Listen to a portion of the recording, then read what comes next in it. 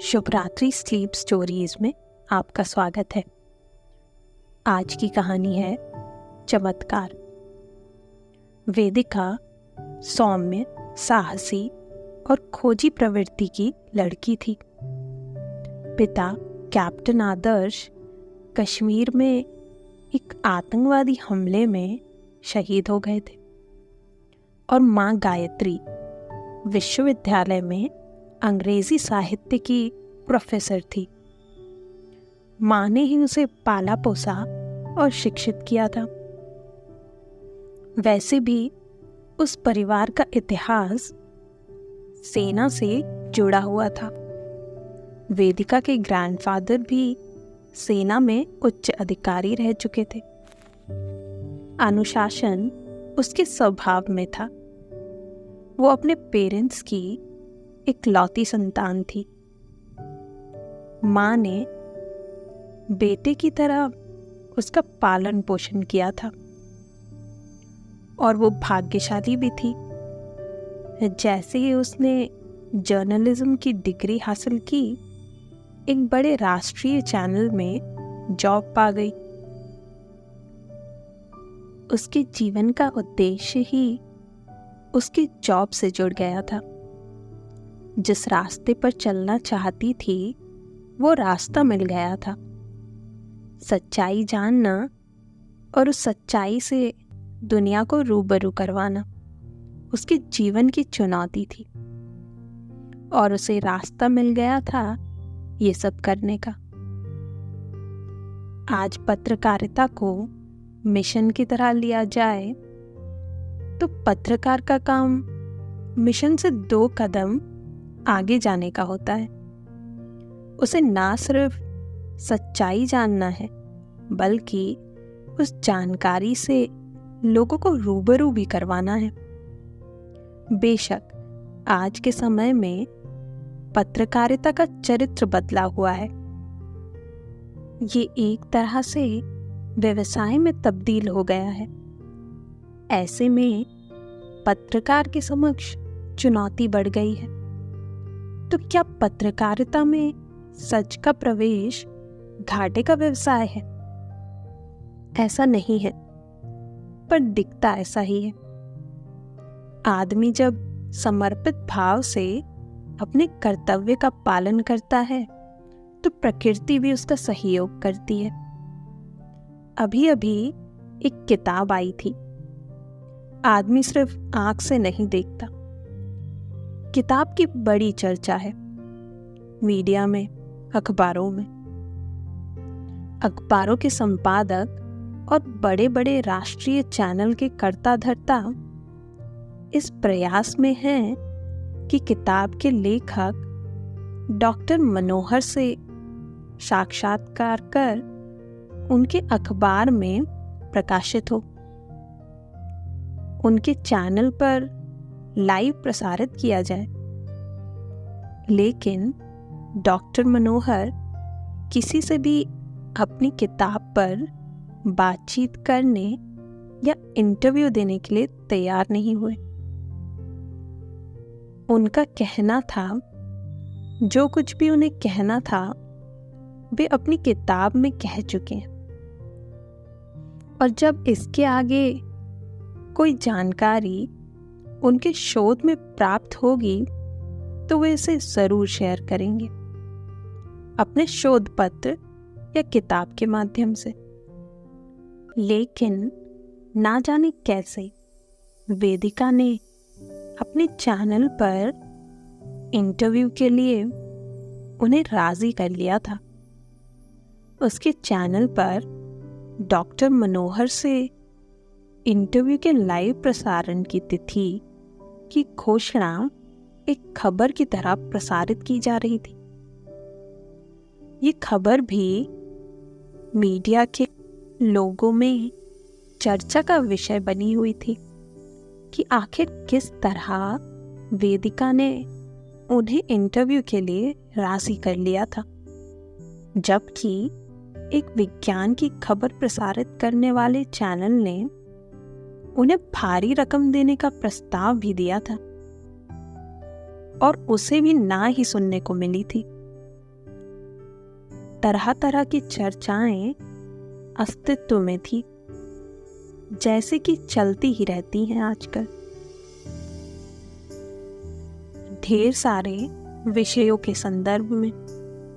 बहुत ही संवेदनशील संदर्भ है ये आजकल मीडिया में। खबर से ज्यादा खबरों के स्रोत पर चर्चा। बहरहाल प्रसारण के लिए निर्धारित तिथि पर जब वेदिका अपनी टीम के साथ डॉक्टर मनोहर के आवास पर पहुंची तो वहां पर उसका स्वागत किया था अभय ने। वेदिका ने जब कॉल बेल बजाई तो दरवाजा खोला डॉक्टर अभय ने। वेदिका ने पूछा, सर जी हैं? तो अभय ने कहा, स्वागत है वेदिका जी, डैडी आपकी ही प्रतीक्षा कर रहे हैं। बहुत सारी बातें आपके बारे में उन्होंने मुझे बताई हैं। शायद आप ये बातें नहीं जानती या यह जानने का कभी अवसर नहीं मिल सका। मेरे डैडी और आपके फादर क्लासमेट रहे हैं।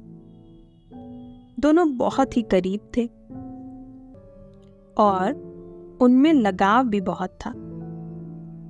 डैडी अपनी शोध के लिए अमेरिका चले गए थे और आपके डैडी फोर्स में अधिकारी बन गए थे। जब आपके डैडी की शादी हुई तो डैड उस शादी में शरीक नहीं हो सके थे। फिर दोनों की व्यस्तता ने कभी मिलने का अवसर नहीं दिया। संयोग से बस एक दिन आपके ही चैनल पर आपका परिचय दिया जा रहा था, जिससे मालूम हुआ कि आप कैप्टन आदर्श की पुत्री हैं। ये भी कि आप इसी शहर में रहती हैं। डैडी आपकी मम्मी को भी जानते हैं, मुलाकात भी हुई है उनसे। बस इतनी सी बात की जानकारी नहीं थी कि वो उनके सबसे सुंदर दोस्त की पत्नी है, जो आतंकवादी गतिविधि में देश के लिए शहीद हो गया है। यही एकमात्र वजह है जिसकी वजह से डैडी ने आपके प्रस्ताव को स्वीकार किया था कि अपने एक पुराने मित्र के परिवार से जुड़ने का अवसर मिलेगा। आप तो जानती हैं, डैडी की आपको की गई हाँ की वजह तलाशी जा रही है। आपने डैडी की किताब पढ़ी होगी। किताब से जुड़े विषयों पर आपने प्रश्न की लिस्ट बनाई होगी। देखिए, मुझे डैडी की पूरी किताब याद है। किस पन्ने पर क्या लिखा है मैं बता सकता हूँ। किताब के अंदर जाने के लिए आपको अब तक सामने आई हुई वैज्ञानिक जानकारियों पर निर्भर होना होगा। हमारे एक सेल से वैज्ञानिक ठीक ठीक हमारे जैसा आदमी बना सकते हैं। आपने इस विषय में पढ़ा होगा या सुना होगा। अपने एक ही सेल में हम पूरी तरह छिपे हुए हैं, लेकिन हमारा एक सेल ना देख सकता है ना सुन सकता है। जाहिर है हमारे एक सेल में देखने की संभावना है। हमारे एक सेल में जब हम पूरी तरह से अंतर्निहित हैं तो उस सेल में वे सारे गुण हैं जो हम में हैं। यानी हमारा सेल देख भी सकता है और सुन भी सकता है। किताब का वैज्ञानिक आधार बस इतना सा है। हम अपनी आंख के अतिरिक्त अपने सेल के किस हिस्से से देख और सुन सकते हैं। पूरी किताब इसी वैज्ञानिक अवधारणा पर आधारित है। आंखों से देखना मनुष्य का व्यवहार है और इस व्यवहार को अभ्यास से बदला जा सकता है। मनुष्य अपने अपने शरीर के किसी और हिस्से से भी देख सकता है। इस कल्पना का एक वैज्ञानिक आधार भी है इस किताब में। मुझे नहीं लगता कि आपने डैडी से प्रश्न करने की जो सूची बनाई है उसमें से किसी भी प्रश्न का उत्तर आपको नहीं मिल पाया हो। तो डैडी के इंटरव्यू को सीधे प्रसारित होने दीजिएगा। वे अपनी बातों से दर्शकों से सीधे रूबरू होंगे। उनके जो सवाल आएंगे उनके उत्तर आपके ही चैनल के माध्यम से उन तक पहुंचा दिए जाएंगे। एक संबंध बना रहेगा किताब, आपके चैनल, आप और दर्शकों के बीच। वेदिका जिज्ञासा भरी निगाहों से अभय को देख रही थी और सुन रही थी। 6 फीट से अधिक लंबा, घुंघराले बाल, काला चश्मा, एक आकर्षक व्यक्तित्व वाला अभय। इसी बीच अभय की मां आ गई और अभय ने उसका परिचय कराया। मां यूनिवर्सिटी में अंग्रेजी साहित्य की प्रोफेसर थी। वेदिका जी, आप मुझे देखिए। आपको यह जानकर आश्चर्य होगा कि मैं कुछ देख नहीं सकता, यानी कि मैं अंधा हूं। ग्रेजुएट होने के बाद मैंने भी पत्रकारिता करने की सोची थी कि उसी बीच एक रहस्यमय बीमारी का शिकार हो गया। लगातार मैं कांपता था। हालांकि मौसम गर्मी का था। क्या बीमारी थी इसकी जानकारी तो आज तक नहीं मिल सकी है, लेकिन उस बीमारी की वजह से मेरे देखने की क्षमता समाप्त हो गई। आप सोच सकती हैं कि एक अंधे आदमी का क्या कैरियर हो सकता है, लेकिन मैंने फैसला लिया, ठीक है, मैं खबरें नहीं बना सकता, रिपोर्टिंग नहीं कर सकता, लेकिन मैं रहूंगा खबरों की दुनिया में। फिर क्या था, खबरों को सुनना मेरा शौक बन गया। आपको हैरानी हो सकती है, लेकिन मैं दिन भर खबरें सुनता रहता हूं और उनका गुणात्मक विश्लेषण करता रहता हूं। पत्रकारिता के इस दौर में मुझे पत्रकारिता का अभाव लगता है। वो सच जानने का जज्बा लोकप्रियता गढ़ने के जज्बे में तब्दील हो गया है। वेदिका आश्चर्य में थी कि मैंने कॉल बेल बजाई थी तो अभय ने मुझे मेरे नाम से पुकारा था और अब कह रहा है कि वो अंधा है। तब तक अभय बोल उठा, आप सोच रही हैं कि मैं अंधा हूं तो मैंने आपको कैसे पहचान लिया? अरे आपने मुझसे पूछा था डैडी के बारे में और मैं समझ गया था कि आप वेदिका हैं। आपकी आवाज से मैं आपको पहचान गया था। सच बात तो ये है, किसी को भी मैं उसकी आवाज से पहचान सकता हूं। वो तमाम लोग जो मीडिया से जुड़े हैं, उनकी आवाज के 2 शब्द सुनकर मैं उन्हें पहचान सकता हूं और उनकी एक छवि भी दिमाग में अंकित हो जाती है। अभय की बातों का सिलसिला चल ही रहा था कि डॉक्टर मनोहर आ गए। एक संक्षिप्त परिचय के बाद उन्होंने वेदिका के सवालों का जवाब देना शुरू किया। वेदिका तल्लीन होकर उनकी बातें सुन रही थी और उसे लग रहा था डॉक्टर मनोहर वही बोल रहे हैं जो अभी अभी डॉक्टर अभय से वो सुन चुकी है। बहरहाल सवाल समाप्त हुए और चलने की बारी आई तो विदाई के अभिवादन में डॉक्टर मनोहर ने वेदिका से कहा, कभी अपनी मम्मी को साथ लेकर आओ। वेदिका ने कहा, अगले सप्ताह ही पापा का जन्मदिन है, हम लोग उनका जन्मदिन भी मनाते हैं। पुण्यतिथि इसीलिए नहीं मनाते कि हम हमेशा उन्हें अपने बीच पाते हैं।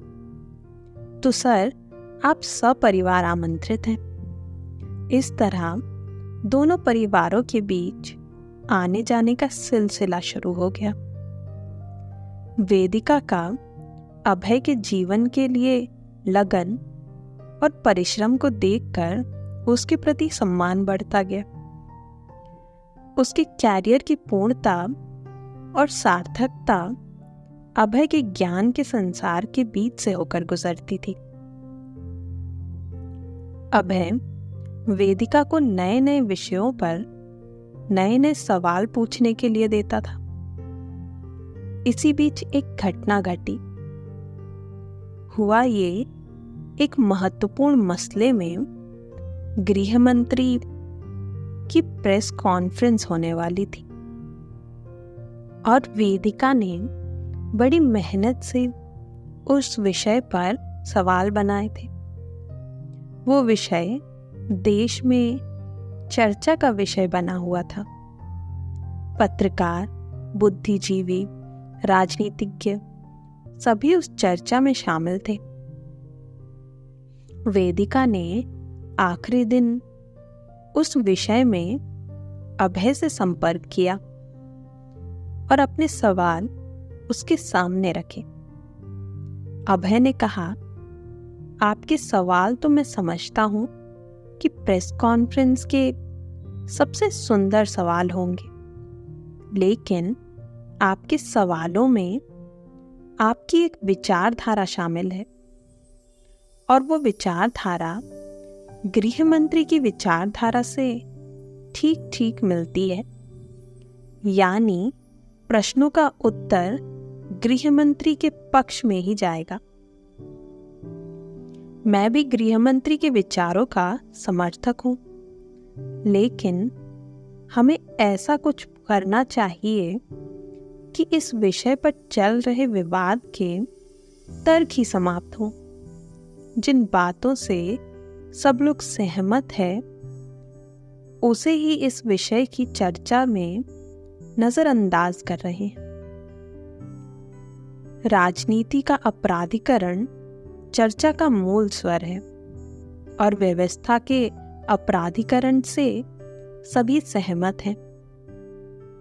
ये रहे मेरे सवाल उसी विषय पर, और ये सवाल ही उठने चाहिए प्रेस कॉन्फ्रेंस में। वेदिका उन प्रश्नों को देखकर बहुत चक्की रह गई।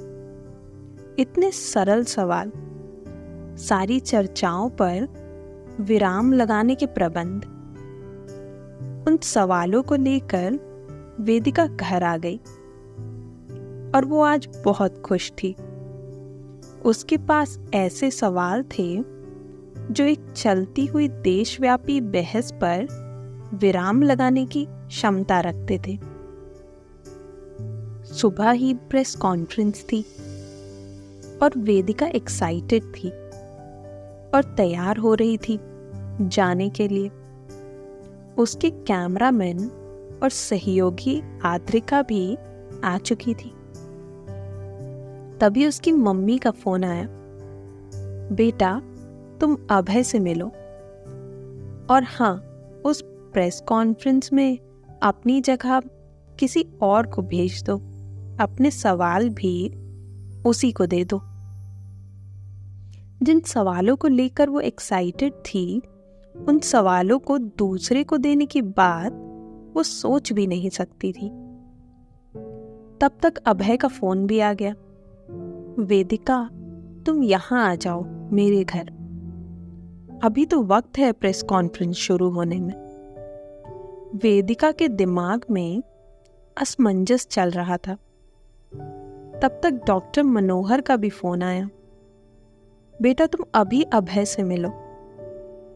वो एकदम असहज हो रही थी, जैसे जीवन के किसी सर्वोत्तम अवसर से वंचित हो रही हो। तब तक अभय का फोन आया। वेदिका, तुम अपने सवाल आद्रिका को दे दो। वो सवाल कर लेगी। उससे भी अधिक महत्वपूर्ण एक विषय आ गया है और जिस पर अभी चर्चा करनी है। तुम्हें पता तो है कि कल इस विषय पर प्रधानमंत्री की भी प्रेस कॉन्फ्रेंस है। वो अधिक महत्वपूर्ण है तुम्हारे लिए। तब वेदिका ने निर्णय लिया कि ये प्रेस कॉन्फ्रेंस आद्रिका ही संभालेगी। तब तक उसके ब्यूरो चीफ का फोन आ गया। वेदिका, तुम इस प्रेस कॉन्फ्रेंस में नहीं आओगी, ये आद्रिका संभालेगी और तुम अभी अभय से मिलो।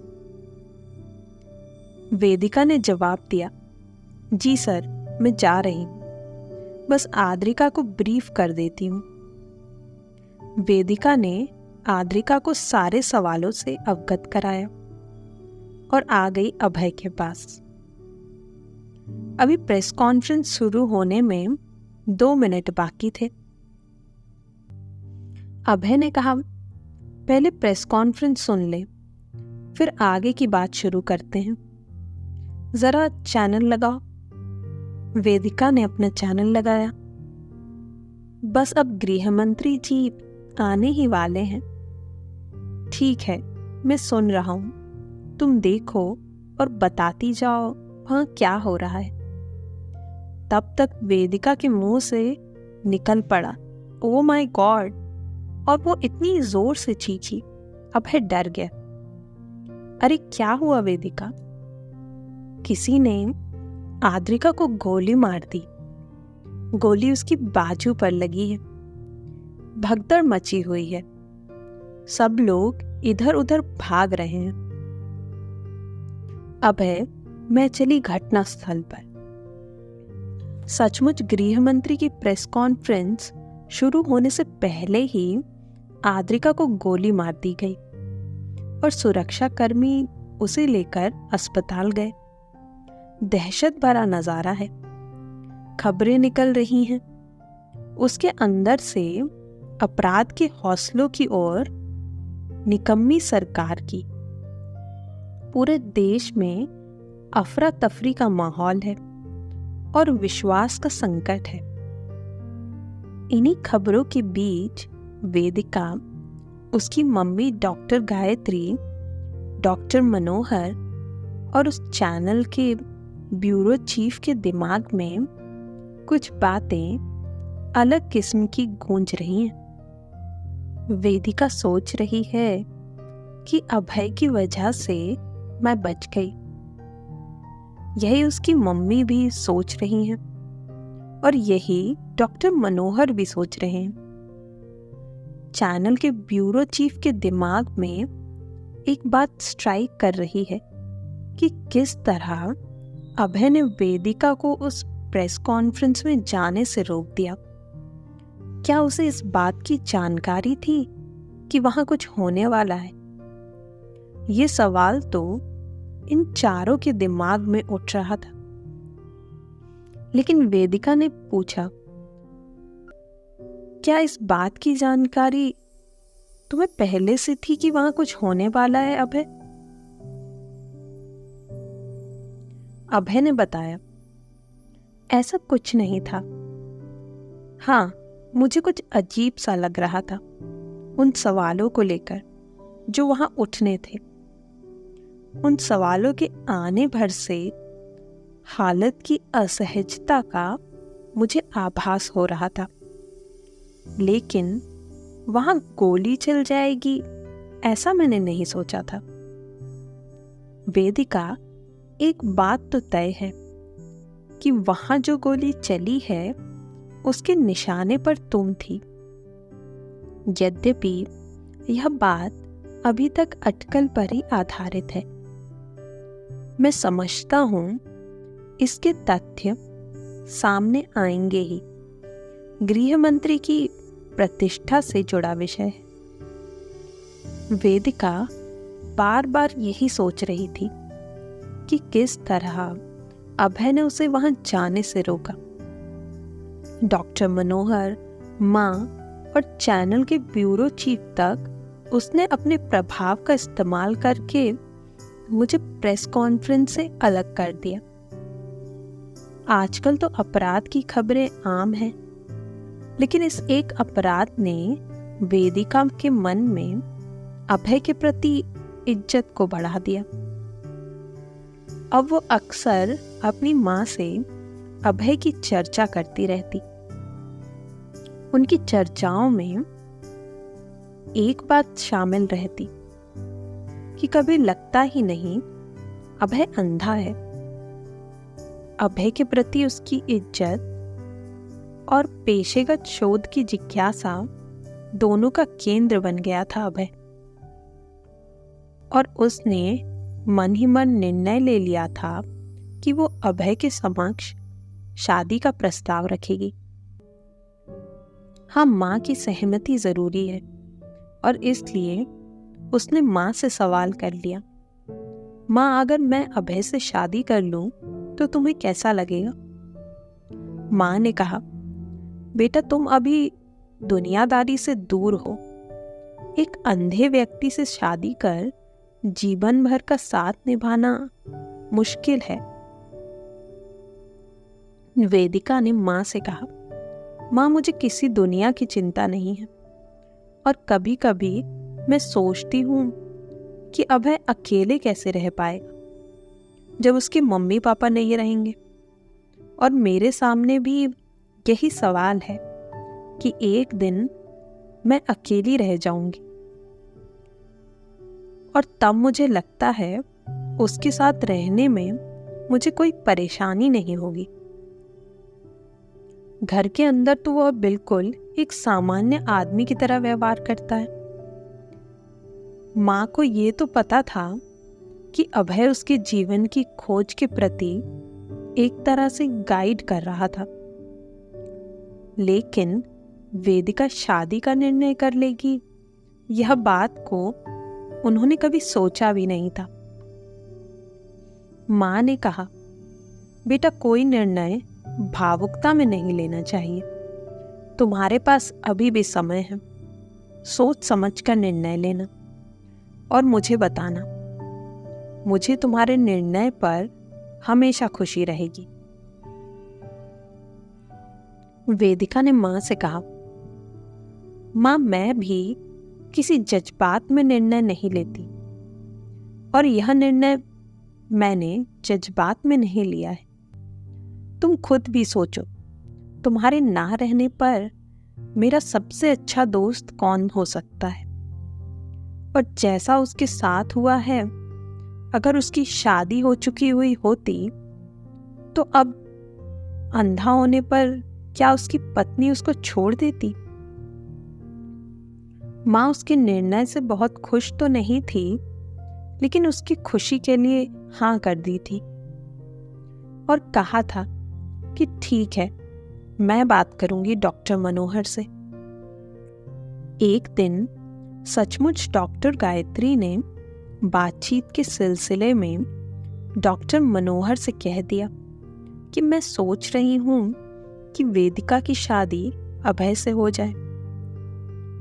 डॉक्टर मनोहर तो उस प्रस्ताव से हैरान हो गए थे। उन्होंने कहा कि मैडम, वेदिका नए जमाने की लड़की है, उसे यह बात पसंद नहीं आएगी। एक से एक अच्छे परिवार हैं और उनमें सुंदर और योग्य लड़के हैं। भला कोई भी लड़की किसी अंधे को अपना जीवन साथी चुनना क्यों पसंद करेगी? हाँ, अगर वेदिका इसके लिए तैयार है तो हमारे लिए इससे अच्छा क्या हो सकता है? सुना है शादियां जन्नत में तय होती हैं और शादी के बाद जन्नत के किस्से आजकल आम हैं, लेकिन यहाँ तो कुछ अलग ही है। शादी की तिथि भी तय हो गई। मीडिया में चर्चाओं का बाजार गर्म था इस शादी को लेकर। तरह तरह की चर्चाएं हो रही थी, वजहें तलाशी जा रही थी। आखिर वेदिका एक अंधे आदमी से शादी क्यों कर रही है? कुछ नारी शक्ति पर काम करने वाली संस्थाएं उसको सम्मानित करने की सोच रही थी। इन चलती हुई चर्चाओं के बीच शादी का दिन आ गया। दो बड़े परिवारों के बीच रिश्ते का जश्न था और कोई कमी नहीं थी। मीडिया के लोग, शहर के लगभग सारे बुद्धिजीवी, विश्वविद्यालय के प्रोफेसर, सारे लोग शादी के अवसर पर शरीक हुए थे। एक कल्पनाशील और दिलचस्प मोड़ आने वाला था, और वो आया तब जब वेदिका अभय को वरमाला पहना रही थी। उसके गले में शादी की वरमाला अभी तक पूरी तरह से डली नहीं थी कि अभय चिल्ला पड़ा, अरे मुझे सब कुछ दिखने लग गया है, मैं सब कुछ देख सकता हूं। आश्चर्य, खुशी और आनंद के पल थे, और इसका क्लाइमैक्स था तब जब अभय ने अपनी ही शादी के समारोह में अपने होने वाली पत्नी के पैर छुए और कहा, इस देवी की वजह से आज मुझे आंख मिल गई। शायद भगवान को ये मंजूर नहीं था कि वेदिका जैसी देवी की शादी किसी अंधे से हो, इसलिए उन्होंने ये चमत्कार कर दिया।